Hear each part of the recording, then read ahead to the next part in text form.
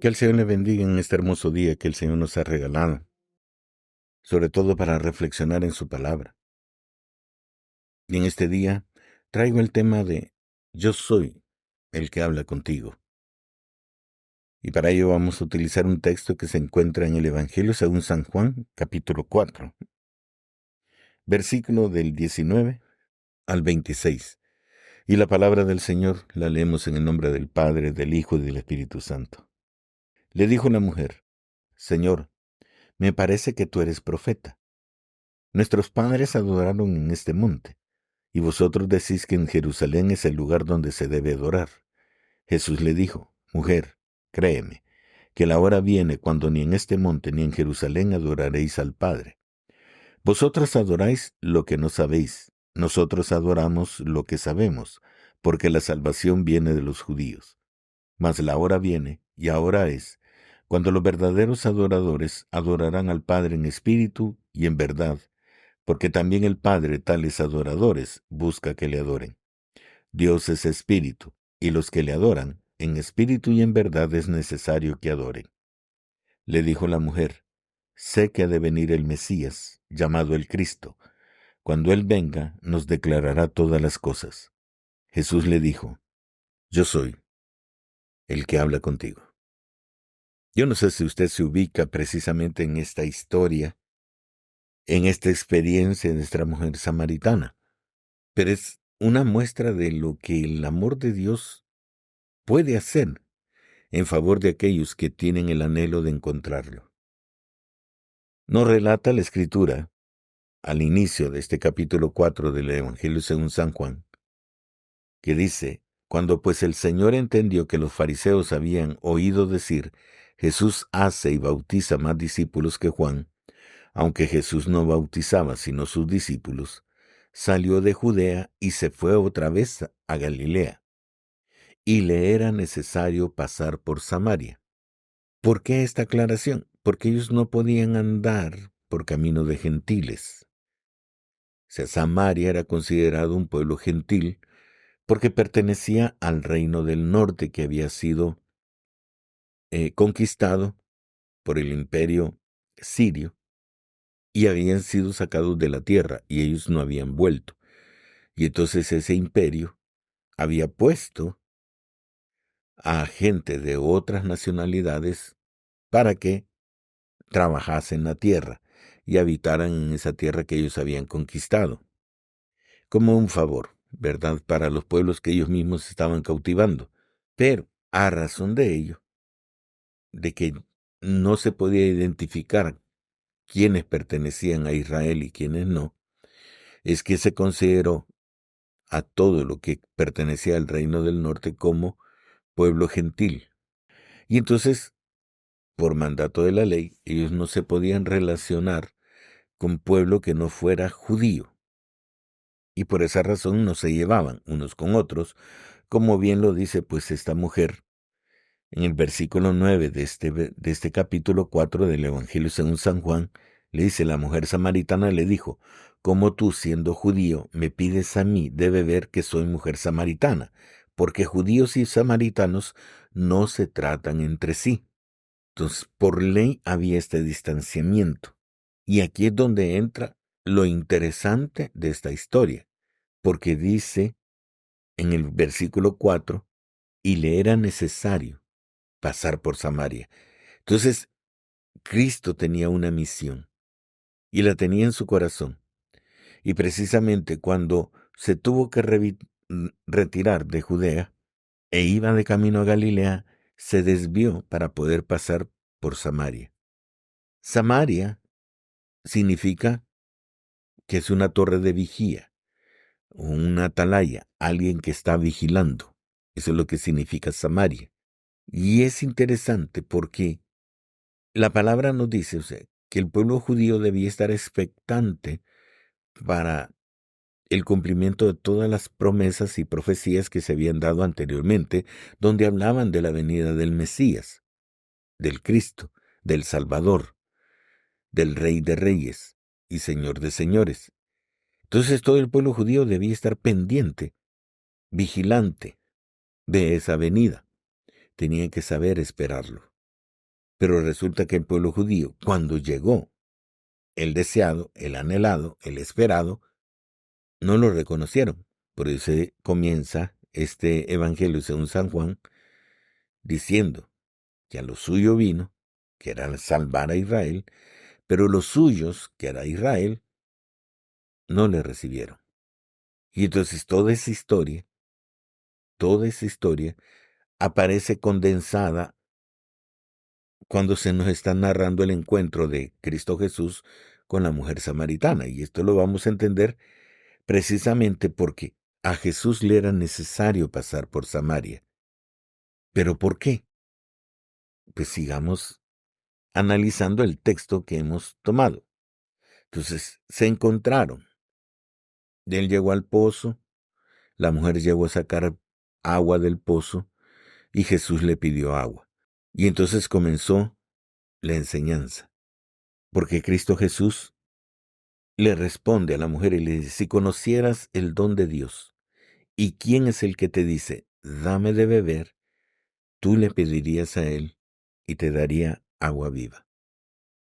Aunque la mujer no comprendió realmente el significado espiritual porque le dice, dame de esa agua para que ella no tenga sed, o sea, ella lo recibió en el aspecto físico, pero Cristo Jesús le estaba hablando en el ambiente espiritual. Pero esto era para conducirla realmente al encuentro con el Salvador, con el Mesías, con el ungido, que es lo que significa la palabra Mesías.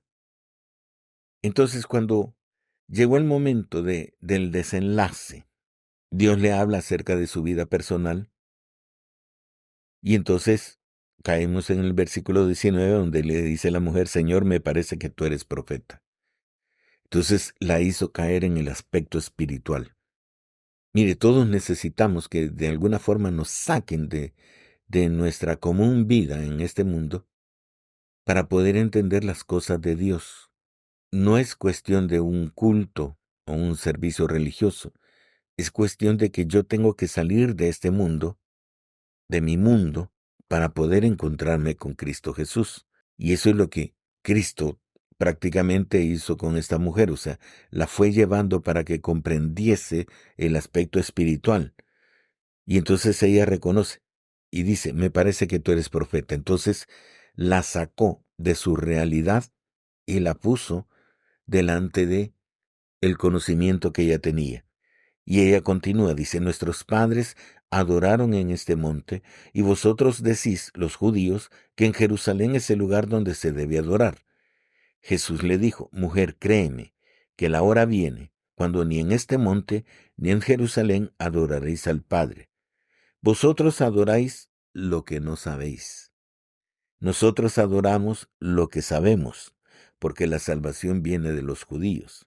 Mas la hora viene, y ahora es, cuando los verdaderos adoradores adorarán al Padre en espíritu y en verdad, porque también el Padre, tales adoradores, busca que le adoren. Dios es espíritu, y los que le adoran, en espíritu y en verdad es necesario que adoren. Y aquí es donde está la clave prácticamente de lo que nosotros deberíamos entender para adorar a Dios. A Dios no le podemos adorar con ritos. A Dios no le podemos adorar con un programa ya específico de lo que tenemos que hacer en un culto. A Dios se le adora con el corazón. Es algo que tiene que salir de nuestro ser hacia Él, en gratitud, en reconocimiento de que Él es el Dios y Señor de nuestra vida. Por eso le debemos entregar nuestra vida a Él y dejar que Él gobierne nuestra vida. Pero desde el momento que nosotros comenzamos a tomar decisiones sin tomar en cuenta a Dios, es porque no estamos adorando a Dios. Porque adorar a Dios no es cantarle. Adorar a Dios es reconocerlo como el Señor de señores, como el Dios de dioses, como el único Dios verdadero. Y entonces podemos adorarle cuando le reconocemos. Por eso especifica Cristo Jesús de que viene la hora, cuando ni en este monte ni en Jerusalén. ¿Por qué en ese monte? Porque allí precisamente habían estado las imágenes donde se adoraban eh, dada el engaño pues que surgió desde Jeroboam, que cautivó a las 10 tribus y las hizo adorar a ídolos. Y entonces ellos estaban confundidos de que ahí tenían que adorar, porque era un pueblo distinto del de los judíos. Y los judíos decían de que en el templo únicamente se podía adorar, porque eso es lo que decía la ley, que únicamente en el templo. Pero Cristo Jesús, hablando de que Él iba a ser el tabernáculo de Dios, que Él iba a ser el centro de la adoración, le dice, ni en este monte ni en Jerusalén. Entonces, nosotros debemos entender de que no es en sí en la iglesia donde únicamente podemos adorar a Dios. A Dios lo podemos adorar en todo lugar, porque Él está en todo lugar. Él está en nosotros si hemos creído en Él. Entonces le podemos adorar en cualquier lugar, porque en la adoración surge de nosotros. Nosotros somos la fuente de adoración, y entonces lo podemos adorar en cualquier lugar. A eso se refiere precisamente cuando dice que ni en el monte de Samaria, ni en Jerusalén lo podemos adorar. Sí, definitivamente. Cristo Jesús vino como judío y la salvación vino de los judíos, a través de él. Y permanece todavía esa línea de salvación. Pero para adorarlo, lo tenemos que hacer en todo momento, en todo lugar. Reconocerlo como nuestro Dios y Señor. Y eso quiere decir que estamos atados espiritualmente a la presencia de Dios. Y donde quiera que andemos, la presencia de Dios está con nosotros. Y eso es lo que quiere el Padre, que se le adore en espíritu. Ahí está la cuestión. ¿Dónde está el espíritu? Está dentro de nosotros.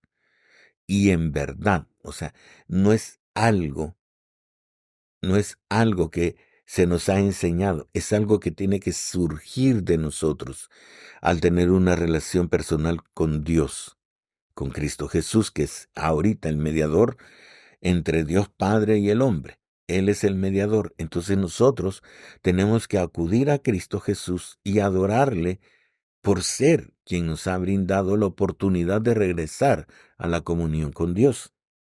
Entonces nosotros debemos reconocer precisamente que Cristo Jesús es nuestro Salvador y lo hacemos confesando su nombre y declarando que Él va a ser nuestro Salvador y a Él entregamos nuestra vida. Y eso tiene que ser algo verdadero.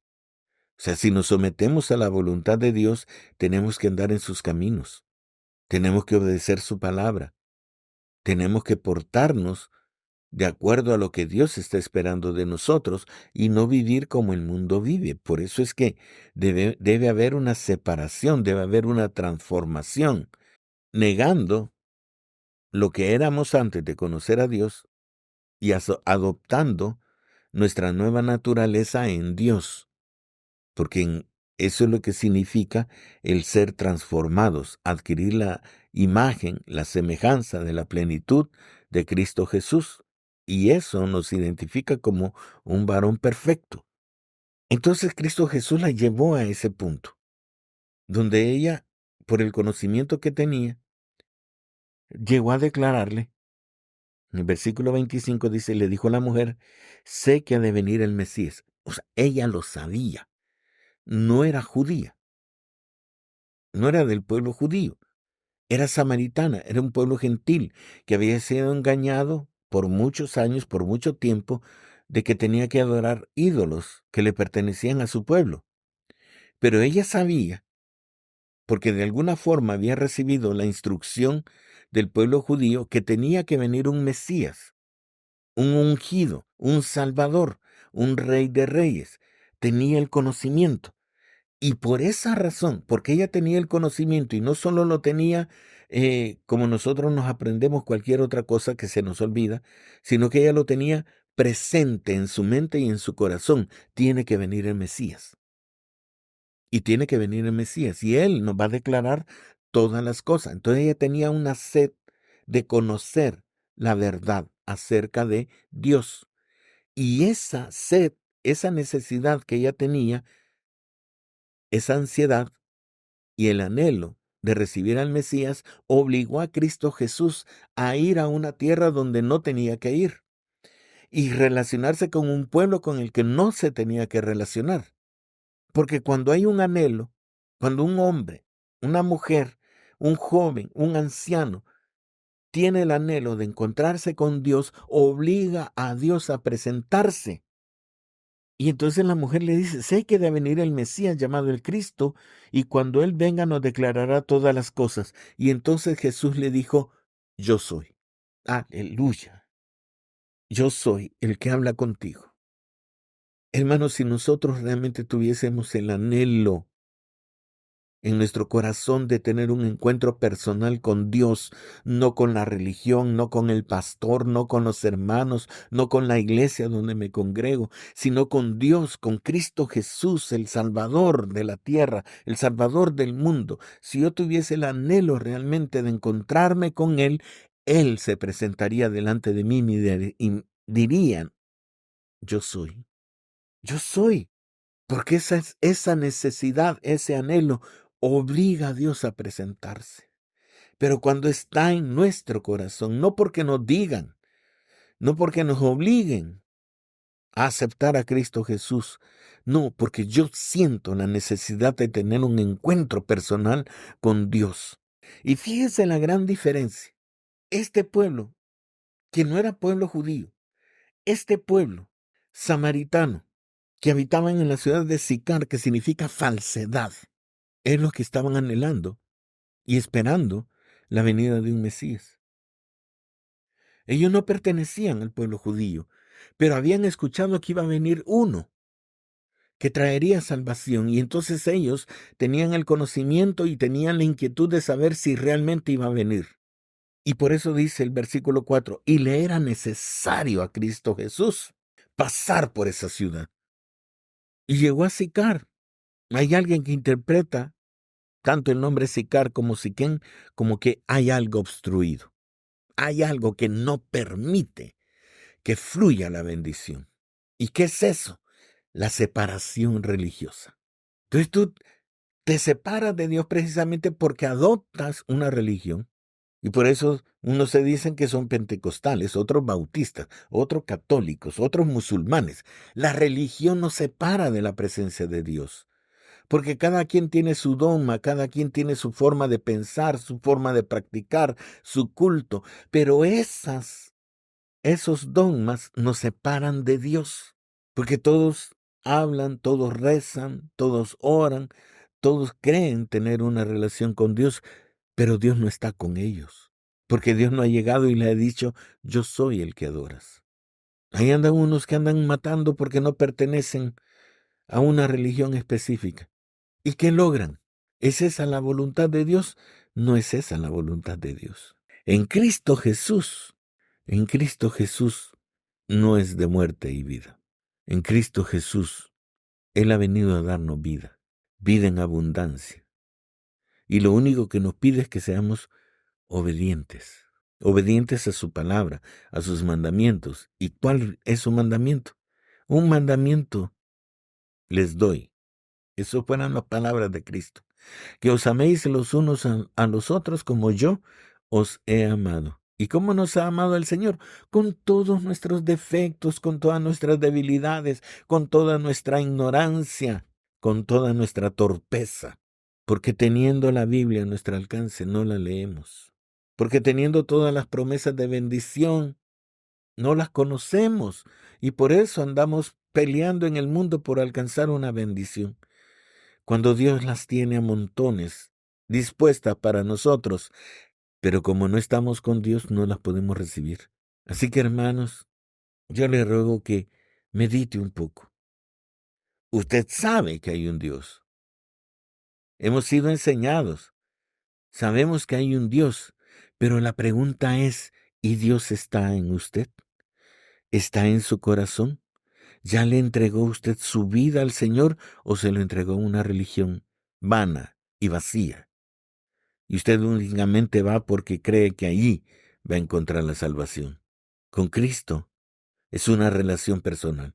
Y Cristo se tiene que presentar a usted y decirle, yo soy el que hablo contigo.